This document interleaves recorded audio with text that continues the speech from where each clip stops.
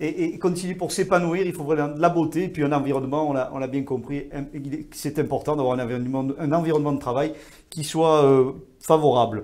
Chers téléspectateurs, après avoir évoqué les salariés en télétravail, partons maintenant à la rencontre d'entreprises qui ont œuvré pendant toute la période du confinement pour faire des choses différentes, pour se réinventer, trouver des solutions.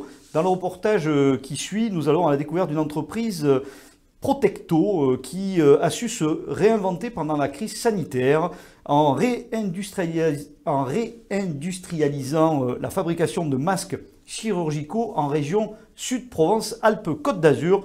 Un reportage proposé par Patrick Loez et Laurence Ferry.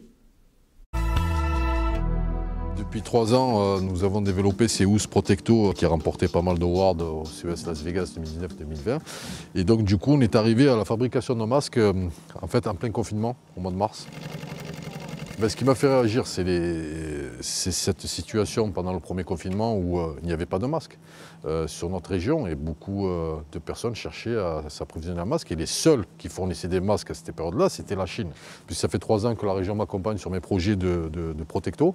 J'ai contacté M. Kleinhoff et donc je lui ai posé la question, est-ce qu'il ne serait pas judicieux de utiliser notre réseau de fournisseurs et de contacts en Chine ou ailleurs pour, pourquoi pas, réindustrialiser la fabrication du masque.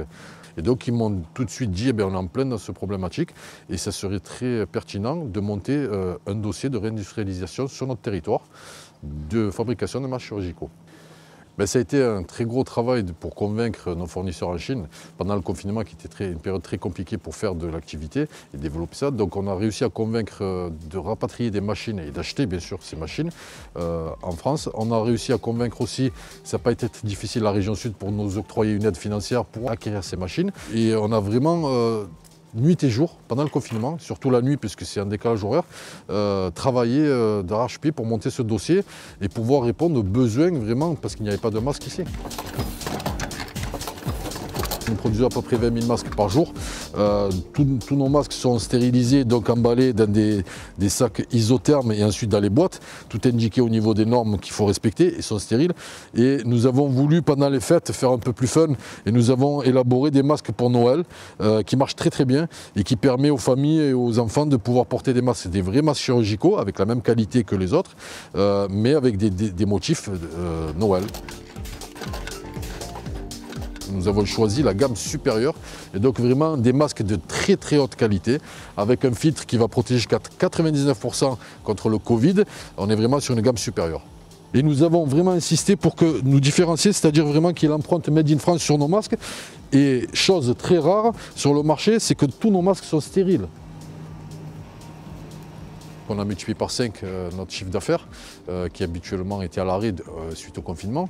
Nous avons aussi permis de créer à peu près 9-10 postes. Grâce à l'aide de la région, on a réussi à créer ça.